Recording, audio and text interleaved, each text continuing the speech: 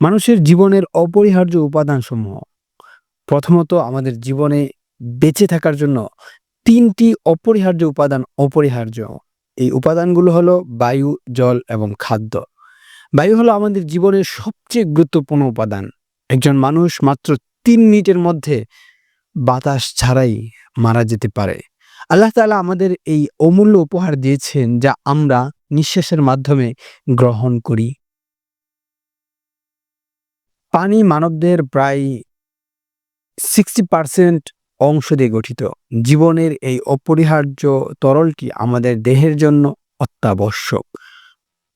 গড়পড়তা মানুষ ৩ দিন পর্যন্ত পানি ছাড়া বেঁচে থাকতে পারে।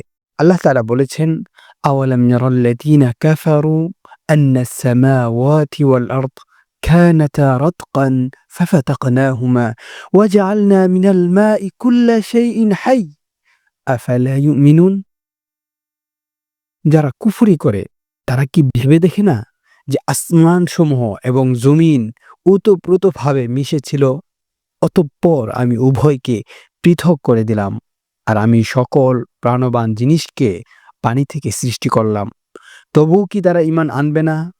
সূরা আম্বিয়া আয়াত নং ৩০। খাদ্য আমাদের দেহের পুষ্টি, শক্তি বৃদ্ধি এবং স্বাস্থ্যের জন্য অত্যাবশ্যক। যদিও একজন ব্যক্তি কোনো খাবার ছাড়াই ৩ সপ্তাহ পর্যন্ত বেঁচে থাকতে পারে, তবে আমাদের দেহের সঠিক কার্যকারিতার জন্য পুষ্টিগত খাদ্যের প্রয়োজন হয়। আল্লাহ তাআলা আমাদেরকে সুস্বাদু ফলমূল এবং শস্য দিয়েছেন যাতে আমরা স্বাস্থ্যকর জীবনযাপন করতে পারি। আধুনিক যুগের চ্যালেঞ্জগুলো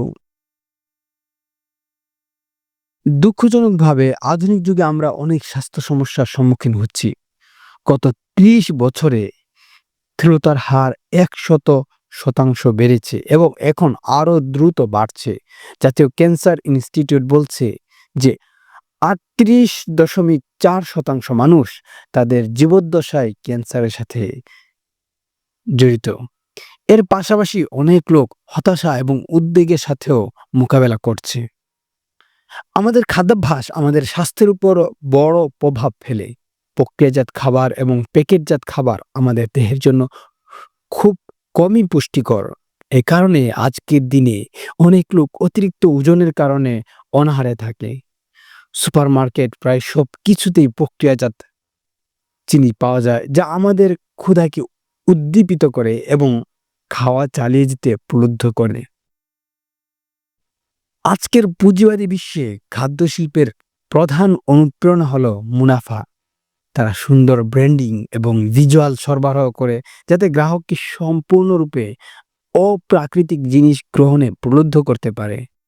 আমাদের খাদ্যের মান সম্পর্কে সচেতন হওয়া উচিত এবং সঠিক পুষ্টি সম্পর্কে শিখতে কিছু সময় নিয়ে। শরীরে খুব বেশি খাবারের প্রয়োজন হয় না, কিন্তু এর জন্য মানসম্মত খাবারের প্রয়োজন হয় এবং মানসম্মত খাবারই প্রকৃত প্রাকৃতিক খাবার।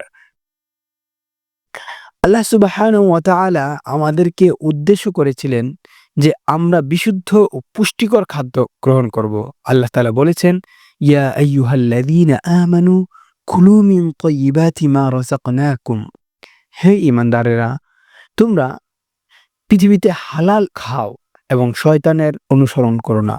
আল্লাহ সুবহানাহু ওয়া তাআলা আমাদেরকে এ আয়াতে স্পষ্টভাবে বলেছেন যে আমাদের কেবল হালাল নয় বরং বিশুদ্ধ এবং উত্তম খাবার থেকে খাওয়া উচিত। প্রিয় ভাই, আল্লাহ তাআলা আমাদের জীবনকে সহজ করার জন্য প্রযুক্তি ও খাদ্য দিয়েছেন, তবে আমাদের উচিত এই প্রযুক্তি ও খাদ্য সঠিক ও হালাল উপায়ে ব্যবহার করা। আল্লাহ তাআলা আমাদের সবাইকে সঠিক পথে পরিচালিত করুন এবং সুস্থ স্বাস্থ্যকর জীবনযাপন করার তৌফিক দান করুন। আমিন। আসসালামু আলাইকুম ওয়া রাহমাতুল্লাহি ওয়া বারাকাতুহু।